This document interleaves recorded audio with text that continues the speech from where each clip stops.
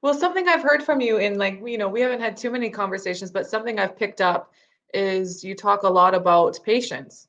It's going to take time. You're clearly using a generational rhetoric. Is that something that comes from your values and teachings? And can you explain a little bit more what you mean when you say we need to have patience and these things take time and they take generations? Yeah, that's a great question. Healing takes time. Mhm. Healing takes intention and effort. Learning takes time and intention and effort. And we kind of Mhm. live in an era of instant gratification, and we can't expect um, we can't expect moving forward to be easy. Um, but we still have to try. We have to practice our patience, practice our forgiveness, especially Mm. of self and of others. And these are teachings that I hold personally in our family, of course, and I believe that comes from some of our traditional teachings. I like to draw parallels to understanding how we can move forward together. For me, that's very important. Collaboration, working across difference, and I'm sure that you've heard that from me as well. And so, Mhm. for example, in this COVID-19 current situation, there's only one other time where I've really experienced the stay-at-home requirement: go slow, be mindful, be patient orders, and Mhm. that's during our cultural traditions and our practices at home. And so for me, there's that.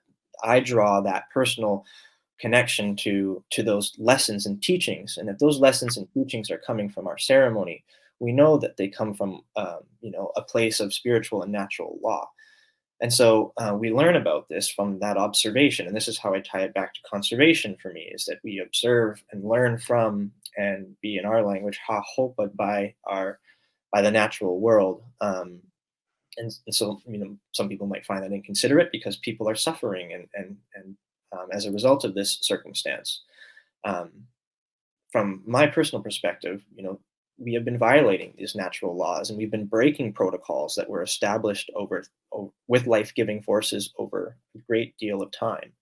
The laws of collaboration and reciprocity, and you know we've been breaching those protocols. So how do we take lesson from our traditions and return to um, those protocols? It's not going to be easy, and it's not going to look exactly the same, and it's never going to be perfect. But we have to, um, you know, walk a hard road to finding how to get back to that. Mm. No other experience in my lifetime has reminded us so much that we're really all in this together. Mm. Issues that transcend a lot of our existing social boundaries in terms Right. of a timeline. And so, Mhm. how do we come together? How do we come together more effectively? Very challenging. I'll give you a break from my big questions and I'll bring someone else's question in. Um, a friend here, Josh Temple, is asking a question. Let me just see if I can get it to show up. As a person of non-Indigenous descent, what are the questions that I should be asking my Indigenous family and friends to better understand how I can support efforts in reconciliation and environmental stewardship? Yeah, thanks, Josh. Josh, of course, being from Clayoquot Sound as well, I believe, living in Tofino. Hmm. Um, it's a question that comes up a lot, and I Mhm. always have a hard time speaking to directly because I'm not a blanket authority on these kind of things. And so I think, kind of in the circumstance of Tofino Ahousaht, for example, that we need patience from the non-Indigenous community. As we build ourselves back up, firstly.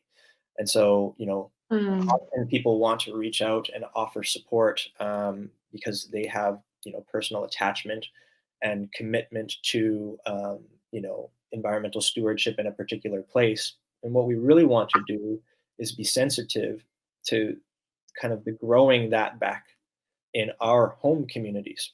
It's great when people can come in and support conservation and stewardship in indigenous territories, but it's far better when organizations can be working to support and hold up the Indigenous peoples whose responsibility it has been for a long time, and who did it very well in the past. And that's why I love working with the Conservancy, especially our Indigenous Peoples and Local Communities program. That's our intent and focus, is to Mhm. ask, how do you want to do this to our community? How do you want to do this? And then working patiently to find out where what how we what we can offer can fit into that vision. Uh, Mhm. and so, in terms of asking questions, there aren't, the direct questions need to be about how can I support. Um, um, you know, that's the question. Mhm. What is your vision? How can I support that vision? Um, Mhm. what can I be doing differently to engage, but to not use questioning, to not take questioning from like a positional, like a stance, like I need to ask you a question so that I can be fulfilled. uh, Mhm. there needs to be a recognition that our communities are working at our own paces as well, but that Mhm. effort over the long term will create a much higher value. So it's a great question, Mhm. Josh. Appreciate people like Josh and their interest in working with our communities, and I would ask a lot of those to be patient, um, Mhm. there and available to us to support when we're ready and need them. Great. And then Josh, on that note as well, like because my job is to really investigate some stories of success and self-determination, especially within the, land stewardship realm, I've been learning about all kinds of things like tribal parks program in Cleoquet First Nation and Indigenous food freedom and Secwepemc territories. And like there are so many different success stories. There are so many different Indigenous led solutions. Like we kind of mentioned before that they have different names and faces, but it's also just educating ourselves on those solutions that are already happening, these Indigenous led projects and organizations that already exist. And like you said, that just need support or maybe even need people to get out of the way to be able to function. Yeah, sometimes getting out of the way is right. Um, Building relationships takes a lot of time, Mhm. um, and a lot of effort, and quite often, again, people want to move very quickly because they Right. have a passion and an interest, and Mhm. that's not always right or appropriate in terms of Mhm. how to support Indigenous communities in their visioning and efforts around conservation, stewardship, community development, and growth. So building Mhm. relationships takes time and Mhm. focus as well, and a great deal of intentionality. Um, Mm. yeah, it pains me sometimes to see people move far too quickly past that phase and Mhm. to a phase of, well, we know what's best, and thus we are going to deliver that, and we're not going to wait for you to have input or say. And we know best practices from the past that isn't the most effective way to do this. That to be Mhm. slow, to be patient, to take your time, and to co-create visions together is ideal.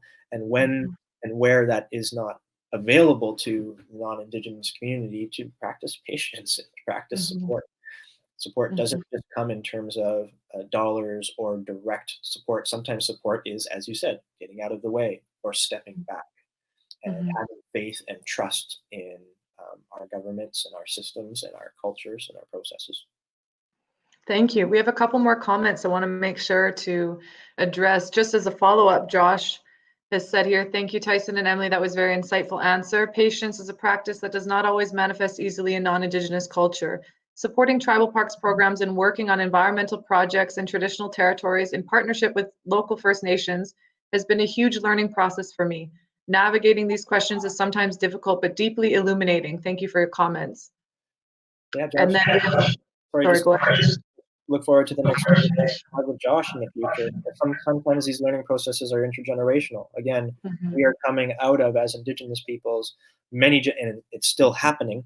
We're Mhm. not coming out of anything actually necessarily. We're still a part of multi-generational oppression, and Mhm. so it's going to take likely Mhm. generations to move into a new future past that. Mhm. So patience spans generations, which is of course a teaching of ours as well. Mhm.